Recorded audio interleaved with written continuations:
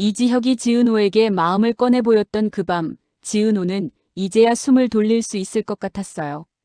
그동안은 좋아하는 마음이 있어도 늘 한 발 뒤로 물러서며 괜찮아요를 먼저 말해왔는데요.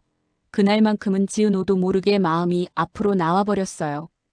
이지혁의 말투가 조심스러웠고 눈빛이 흔들렸고 무엇보다 예전처럼 깔끔하게 선을 긋지 않았거든요. 그래서 지은호는 이번엔 다를 수도 있겠다고 생각했어요.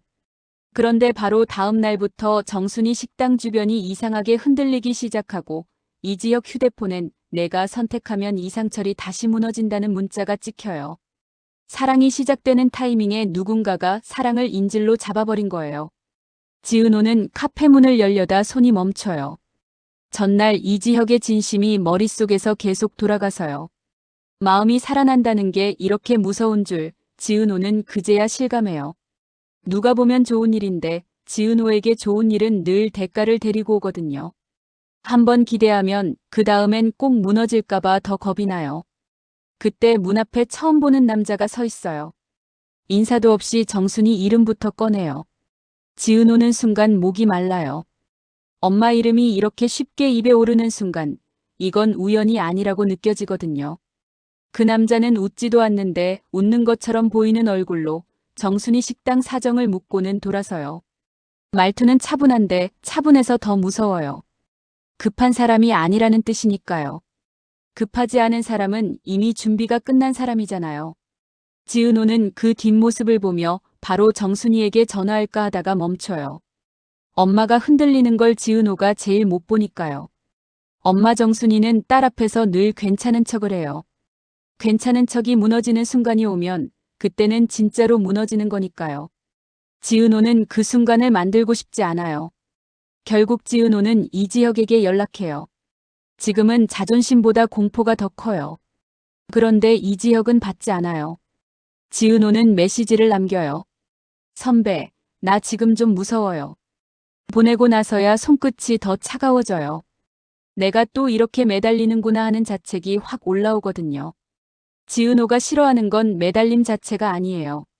매달린 뒤에 혼자 남는 거예요. 그 다음이 제일 무서워요.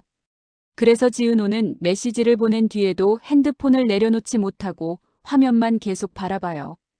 답이 오면 숨이 놓일 것 같고 답이 안 오면 그대로 무너질 것 같아서요. 이지혁이 전화를 못 받은 건 마음이 식어서가 아니에요. 그 순간 이지혁은 더 직접적인 문장을 보고 있었어요. 지은호에게 더 다가가면 이상철부터 다시 무너진다. 이지혁은 그 한 줄에서 방향을 읽어요. 이상철이 겪은 모욕이 우연이 아니라 누군가가 만들어 놓은 판이라는 걸요. 이지혁은 아버지 이상철을 끌어안던 순간을 떠올려요. 참고 버티던 숨, 흔들리던 목젖, 김다정이 끝내 참지 못하고 내뱉던 위로까지요. 이지혁은 그때 이상철이 무릎 꿇는 게 아니라 이상철 마음이 무너지는 소리를 들었던 것 같아요. 그래서 더 겁이 나요. 또 그 소리를 듣게 될까 봐요. 그 기억이 이지혁을 더 조급하게 만들고 조급함은 늘 지은호를 향해 정리라는 형태로 튀어나가요. 이지혁은 머릿속에서 계속 계산해요. 지은호에게 다가가면 지은호가 위험해져요. 멀어지면 지은호 마음이 다쳐요. 둘 다 싫은데 선택을 해야 하는 상황이 오면 이지혁은 늘 덜 위험해 보이는 쪽을 고르려고 해요. 그런데 그 덜 위험해 보이는 쪽이 대체로 지은호에게는 제일 잔인한 쪽이에요. 마음은 보호해주지 않으면서 상황만 피하려고 드는 것처럼 보이니까요. 그래서 이지혁은 지은호에게 먼저 선을 그어요. 지은호, 우리 잠깐 떨어지자라고요. 그 문장을 보는 순간 지은호 속이 싸늘해져요. 이지혁이 마음을 꺼내 보였던 그 온도가 하루 만에 꺼지는 느낌이에요. 지은호는 울지 않으려다 실패해요. 눈이 붉어지는데도 웃는 척이 먼저 나와요. 지은호는 그 웃는 척이 싫어서 입술을 더 세게 깨물어요. 자기 마음이 너무 쉬운 사람처럼 보여서요. 그리고 지은호는 결국 딱 한 문장만 남겨요. 선배, 나 또 흔들어 놓고 버리는 거예요? 그 문장을 보내고 나서 지은호는 혼자 숨을 고르는데 숨이 잘 안 쉬어져요. 가슴이 답답해요. 지은호는 속으로 생각해요. 이 사람은 왜 늘 이 타이밍에 나를 끊어내지? 지은호가 제일 용기 낸 순간마다 이지혁은 늘 한 발 뒤로 물러서요.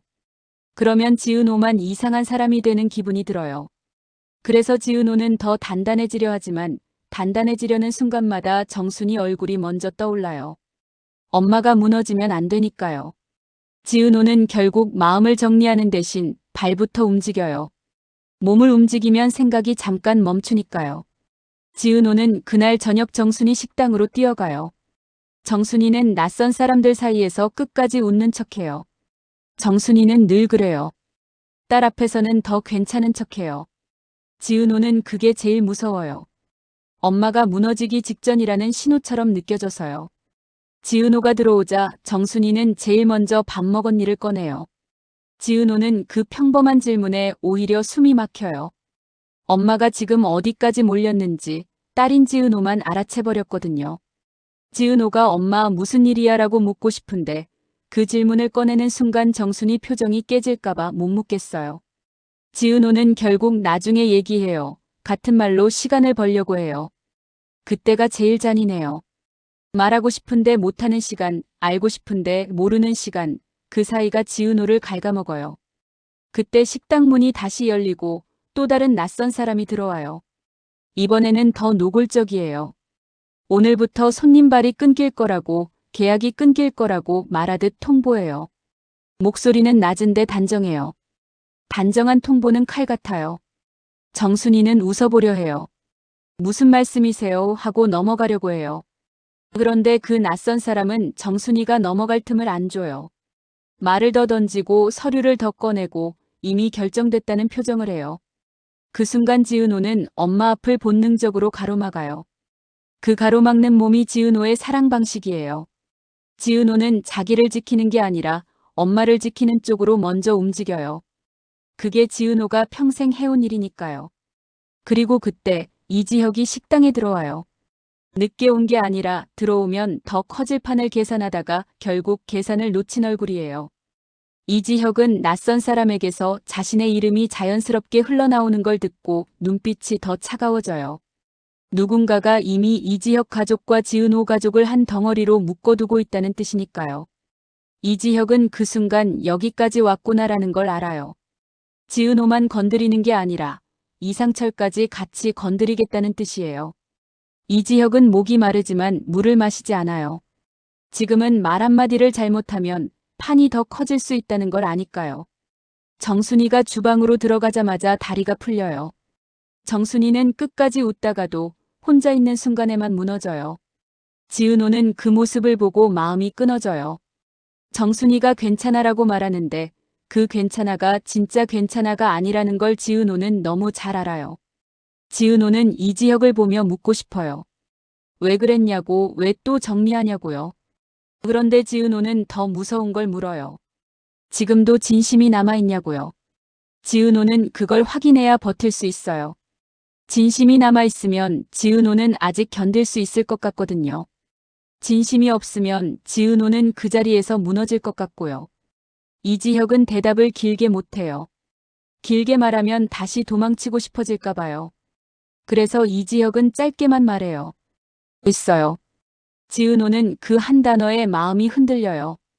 흔들리면 안 된다는 걸 알면서도요. 지은호는 이제 부탁을 해요.